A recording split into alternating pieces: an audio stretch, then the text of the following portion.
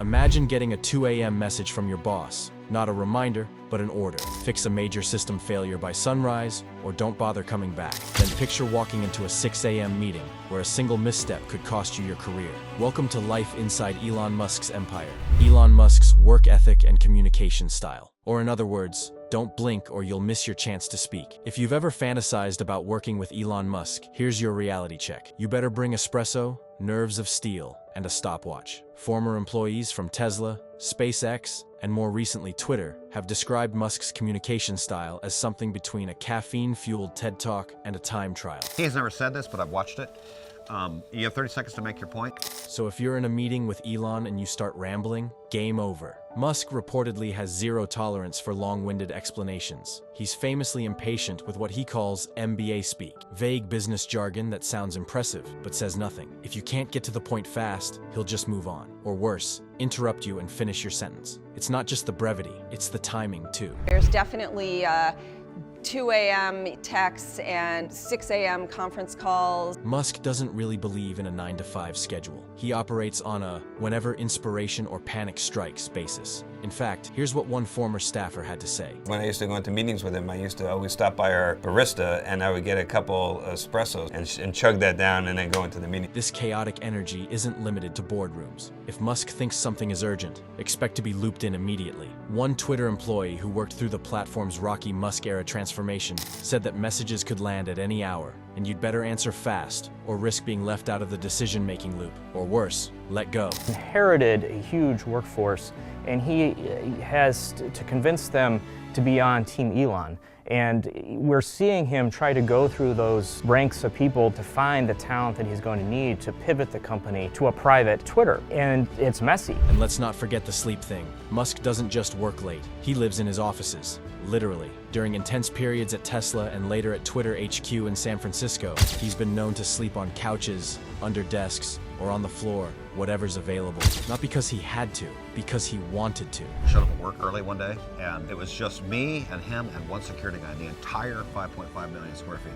And I didn't know he was there, right? And at the factory, when you, there's walkways and safety areas, stuff like that. When nobody's there, I just got on a bicycle riding around, and here Elon is asleep on this engineer's desk. Another spotted him riding a bicycle through empty walkways at dawn. Musk's approach might sound extreme, but it's part of his calculated intensity. It's how he weeds out what he sees as dead weight. If you can't keep up, you don't belong. Simple as that. Some people thrive in that environment. Others burn out fast. People that I've talked to with Elon talk about how he, on one hand, is incredibly inspiring. But on the other hand, a lot of people will say he was also exhausting and mercurial, and after a while, they just couldn't keep up with him. Bottom line, Elon doesn't just lead companies. He drives them, often at 100 miles per hour with no brakes and no coffee breaks. If you're not ready to live that life, better stay out of the fast lane. Rallying employees around a mission. Why people will work 100 hours a week and forget they have kids. Elon Musk doesn't throw pep rallies or hand out "World's Best Boss" mugs. That's not how he gets people to buy into his vision. Instead, he pulls off something far more powerful. He convinces brilliant people to work like maniacs for a mission so big it feels like a sci-fi plot. Step one for Musk is to rally employees around a lofty company mission. It's exactly what inspired Carl Medlock to join Tesla in 2009.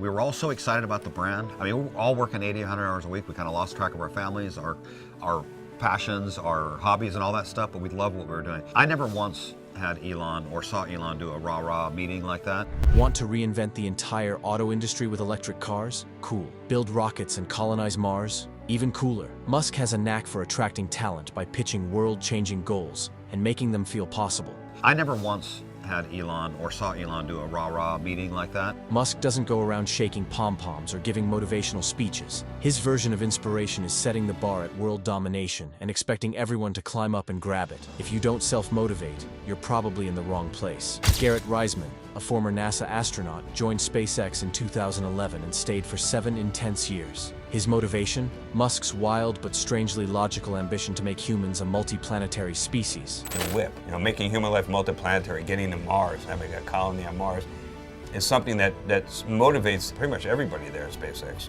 Reisman left SpaceX in 2018 to teach astronautical engineering at the University of Southern California.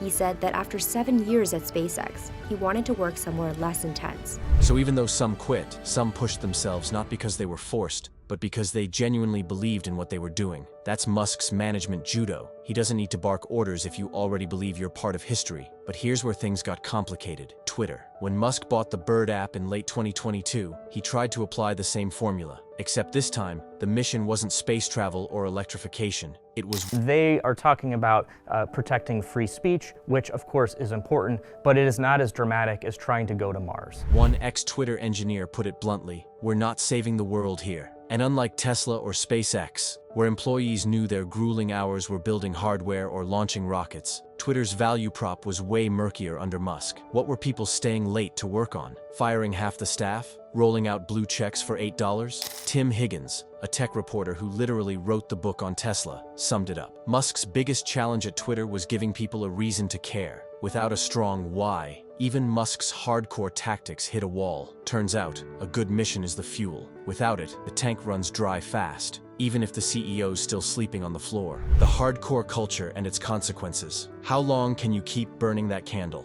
Elon Musk is a man of extremes, especially when it comes to how much he expects from his employees. If you're thinking of working at one of his companies, prepare to meet the demand with a level of intensity that most would find unsustainable. But that's exactly what Musk wants. He's built a hardcore culture, a high-pressure environment where the work never ends, and the stakes are life or death, or at least, company or death. The phrase ultra-hardcore isn't just a joke in Musk's world, it's a rallying cry. When Tesla was preparing to launch the Model S back in 2012, Musk sent an email to his team with the subject line ultra-hardcore, warning them to buckle up for an intensity they hadn't seen before. This wasn't a fluffy motivational speech. This was a declaration of war against mediocrity, a call to arms for anyone who had the drive and stamina to stick around. For example, in 2012, when Tesla was preparing to ramp up production of the Model S luxury sedan, Musk sent his team an email with the subject line ultra hardcore, telling them to prepare for a level of intensity that most of them had never experienced before. Musk's idea of hardcore goes beyond just the hours. Sure,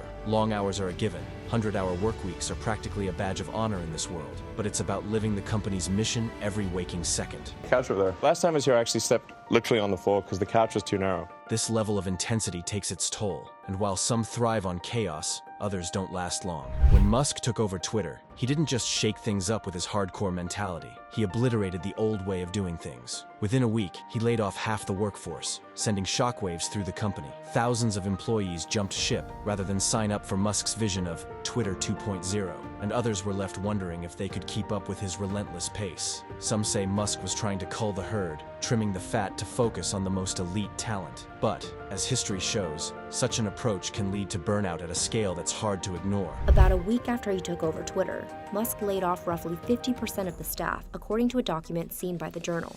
And people familiar with the matter estimated that likely over 1,000 have resigned.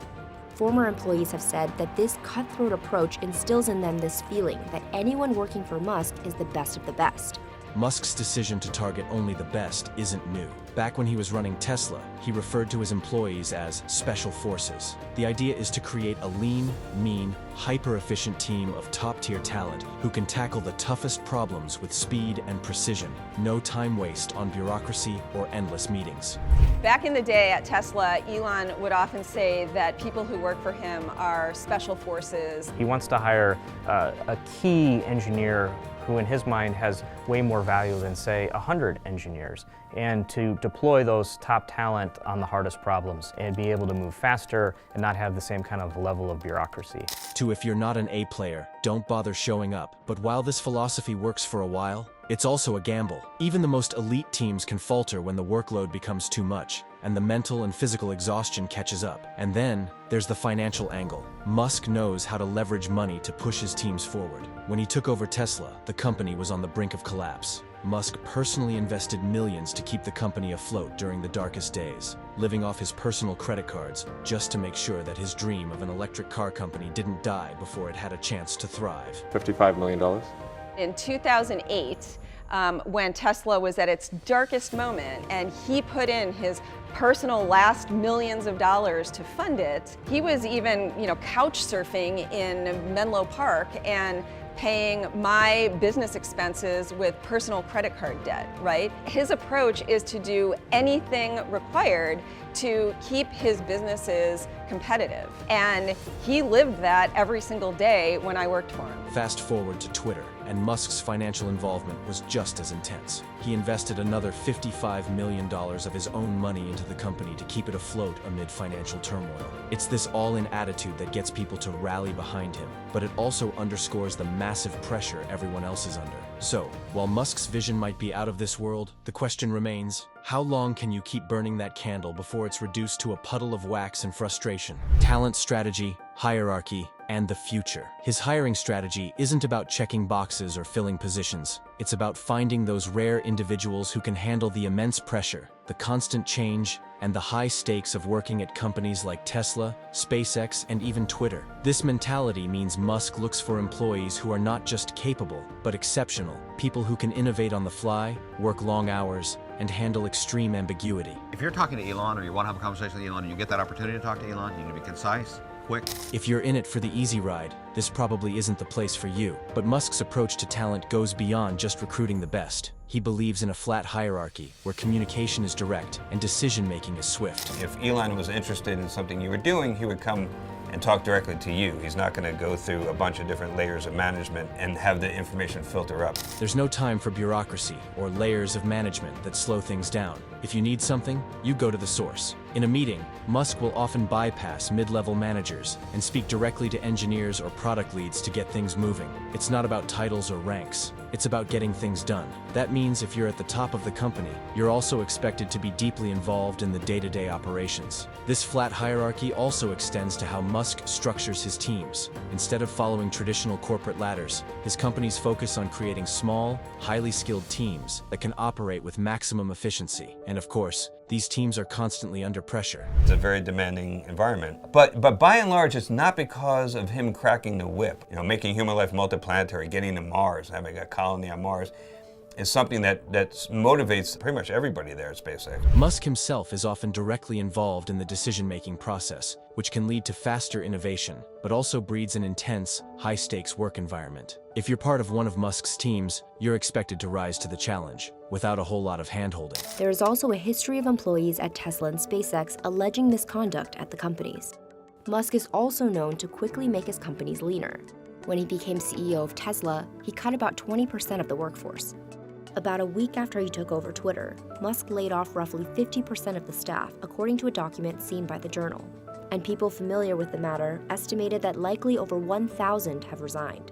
However, as successful as this model has been, there are questions about its long-term sustainability. Can a company thrive if its leaders are constantly pushing employees to their limits? How much longer can Musk operate with his current, hardcore approach before burnout takes a toll on his workforce? These are questions Musk hasn't had to answer yet, but as his companies expand and evolve, they're becoming increasingly important. Musk's leadership style, while innovative and disruptive, may eventually have to adapt to the realities of managing large, diverse teams across the globe. As the scrutiny on his companies continues to grow, and as the world moves toward a more accountable, balanced work culture, Musk will face pressure to adjust. His current approach might work for now, but the future may demand something more sustainable. Will he be able to shift gears, or will he keep charging forward full throttle? And that's a wrap on our dive into Elon Musk's world of work. From his intense communication style to his hardcore company culture, it's clear that Musk's methods are far from conventional, and they've been part of the reason his companies have achieved such incredible feats.